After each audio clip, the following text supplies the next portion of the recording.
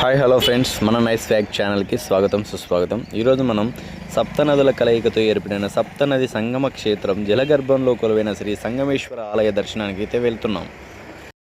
భక్తుల సౌకర్యార్థం ఇక్కడికి చేరుకోవాలంటే ఆత్మకూరు నుంచి ఉదయం 8:30 గంటలకు ఆర్టీసీ బస్సు సిద్ధంగా ఉంటుంది. ఇది ఉదయం 10 గంటలకల్లా మనల్ని సంగమేశ్వరం చేరుస్తుంది. మళ్ళీ దర్శనం అయినాక ఇదే బస్సులో తిరిగి ఆత్మకూరు రావచ్చు. చూడండి, ఇక్కడంతా మామూలుగా వాటర్ ఫుల్గా ఉందంటే ఇదల్లా ఫుల్ 80 వాటరు. పుష్కరాలకు ఇంతకుముందు జరిగినప్పుడు ఇక్కడ దాకే ఎంట్రీ పర్మిషన్ అనేది ఇదంతా మునిగిపోయినది అనమాట. ఇప్పుడు టెంపుల్ అయితే అక్కడ ఉంది, మెయిన్ టెంపుల్. చూడండి, మనకైతే కనపడుతుంది కదా, అక్కడ దాకా వెళ్ళాలి మనము. ఇదంతా నది అనమాట, కృష్ణా నదిలో వెళ్ళాలి. చుట్టూ పచ్చని అడవి, ప్రశాంతమైన చెట్ల నడుమ సాగే ఈ ప్రయాణ అనుభూతి వర్ణనాతీతం. ఈ అడవి మార్గంలో ప్రయాణిస్తూ ప్రశాంతంగా సాగిపోతుంటే ప్రకృతి ఒడిలో పరమశివుని దర్శించకపోతున్నామనే భావన మనసుకి ఎంతో హాయినిస్తుంది. చూడండి, అలా ఫ్లోటింగ్ చూస్తుంటే చాలా భయం అయితే వస్తుంది. అలాగే ఇక్కడ చాలామంది అయితే స్నానాలు చేస్తున్నారు. స్టెప్ కిందికి వెళ్ళాలంటే వణుకు పుడుతుంది. అలాగే ఇక్కడ దీపాలు వెలిగిస్తే చాలా మంచిదని చాలామంది దీపాలు అయితే వెలిగిస్తున్నారు. చూడండి, ఇదే మనకు గర్భగుడి అనమాట. చూడండి, స్వామివారు వేప చెట్టు మీద చెక్కి ఉంటాడు. లింగం శివలింగం అనమాట. ఇక ఈ క్షేత్ర స్థల పురాణ విషయానికి వస్తే, ద్వాపర యుగంలో పాండవులు తమ అరణ్యవాసంలో ఈ ప్రాంతానికి వచ్చారు. ధర్మరాజు ఇక్కడ ఈశ్వరుని ఆరాధించి యజ్ఞం చేయాలనుకున్నాడు. శివలింగ ప్రతిష్ఠ కోసం భీముని కాశీకి వెళ్లి లింగం తీసుకురావాల్సిందిగా పంపగా ప్రతీక్షించే సమయం దాటిపోతుండడంతో ధర్మరాజు అక్కడే ఉన్న వేప చెట్టు కలపతో ఒక శివలింగాన్ని తయారు చేసి ప్రతిష్ఠించాడు. కాశీ నుంచి ఆలస్యంగా వచ్చిన భీముడు తాను తెచ్చిన లింగాన్ని ప్రతిష్ఠించలేదని కోపంతో ఆ లింగాన్ని విసిరేయగా అది కొద్ది దూరంలో పడింది. దాన్ని భీమలింగంగా పిలుస్తారు. ధర్మరాజు ప్రతిష్ఠించిన వేప కలపలింగమే మన వేపదారు సంగమేశ్వరుడు. ఇంతకుముందు పుష్కరాలకు వచ్చినప్పుడు అక్కడ కనపడుతున్న మెట్ల మీద నుంచి దర్శించుకున్నాము. ఇక్కడ జెండా మాత్రం కనపడుతున్నది. ఇదంతా ఇప్పుడే మొదటిసారి నేనైతే చూడడము. చాలా బాగుంది చూడడానికైతే. ఇక్కడ మనల్ని ఆశ్చర్యపరిచే విషయం ఏంటంటే, ఏడాదిలో 7-8 నెలలు పూర్తిగా వాటర్లో ఫ్లోటింగ్లో ఉంటుంది ఈ టెంపుల్ అయితే. అయినా కూడా గుడి అయితే చెక్కు చెదరకుండా బాగా నీట్గా ఉందన్నమాట. టెంపుల్ అయితే ఏం గోపురాలు అంతా కొట్టుకోకుండా అలా ఏం లేవు. అప్పట్లో ఇంజనీర్స్ అలా ఉండేవారు. అలాగే దేవుని మహిమ కూడా ఉంది. పూర్తిగా ఇంజనీర్స్ అయితే ఏముండదు. దేవుడి మహిమ ఉంటేనే ఇదంతా సాధ్యమవుతుంది, లేదంటే కాదు. గుడి అయితే మొత్తానికి ఏం పేరు పెట్టడానికి లేదనమాట.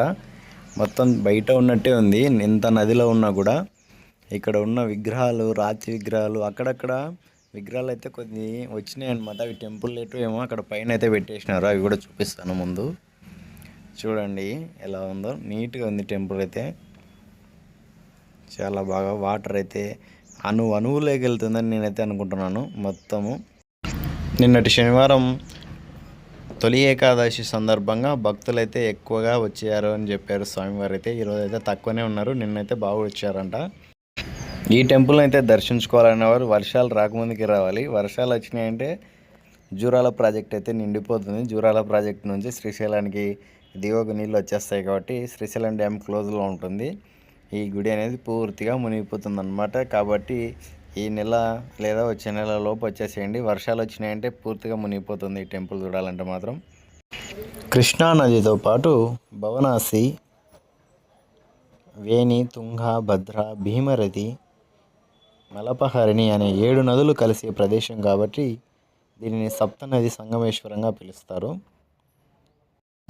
శ్రీశైలం డ్యామ్ నిర్మాణం వల్ల ఈ ఆలయం పూర్తిగా నీట మునిగింది. దశాబ్దాల తర్వాత 2003లో నీటి మట్టం భారీగా తగ్గడంతో ఈ ఆలయం వెలుగులోకి వచ్చిందంట. అప్పటి నుంచి ప్రతి ఏటా వేసవిలో నీరు తగ్గినప్పుడు భక్తులకు దర్శనం ఇస్తుందంట. ప్రతి ఏటా వేసవిలో అనగా మార్చి, ఏప్రిల్, మే, జూన్ నెలలో శ్రీశైలం జలాశయంలోని నీటి మట్టం తగ్గినప్పుడు ఆలయం బయటపడుతుంది. అలా బయటపడే 4 నెలల్లో భక్తులు ఆలయానికి వెళ్ళి పూజలు చేసుకుంటారు. టెంపుల్ అయితే మన్ను అనేది ఎక్కడ కనిపించదు అన్నమాట. సైడ్కు పెద్దగా ఇక్కడ ఎండ ఉండడంతో ఫొటోస్, వీడియోస్ అయితే క్లారిటీగా రానట్టున్నాయి. చాలామంది ఇక్కడ పూజలు, కర్మకాండలు అయితే జరిపించుకుంటున్నారు. చూడండి, అక్కడే మనం ఇందాక కాలు కడుక్కున్నది ఇటు సైడ్ వచ్చినాము. ఇది లోపల నుంచి అనమాట, అది బయట పెట్టేశారు.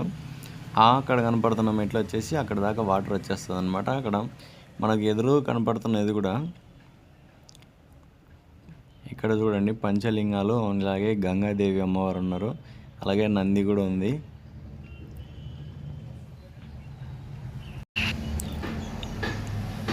ప్రతి సంవత్సరం వేలాది మంది భక్తులు ఎంతో ఆతృతగా ఈ దర్శనం కోసం ఎదురు చూస్తారు. స్వామివారిని దర్శించుకోవడం తమ జన్మ ధన్యమైందని భావిస్తారు. మీకు కూడా అవకాశం లభిస్తే తప్పకుండా ఈ మహాపుణ్యక్షేత్రాన్ని దర్శించి శ్రీ సంగమేశ్వర స్వామి ఆశీస్సులు పొందండి. ఓం నమః శివాయ, హర హర మహాదేవ్.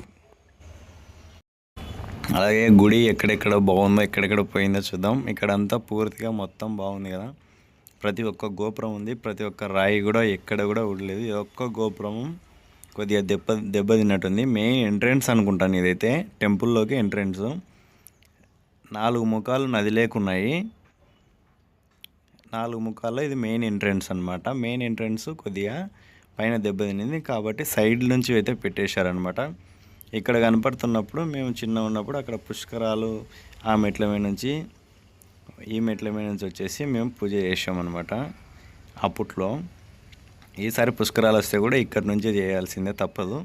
ఎందుకంటే పుష్కరాలు వచ్చే సమయానికి వాటర్ అయితే పూర్తిగా మునిగిపోతుంది టెంపుల్ అయితే. అప్పుడు మనకు ఫ్లాగ్ ఒకటి పైన కనపడుతుంది అన్నమాట.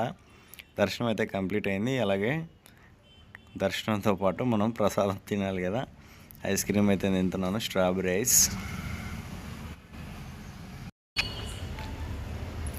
కానీ ఇక్కడ మాత్రం ప్రైజెస్ అయితే చాలా ఎక్కువ ఉన్నాయి. వాటర్లోకి పట్టుకొచ్చినందుకు రేట్ ఎక్కువ అనుకుంటాను.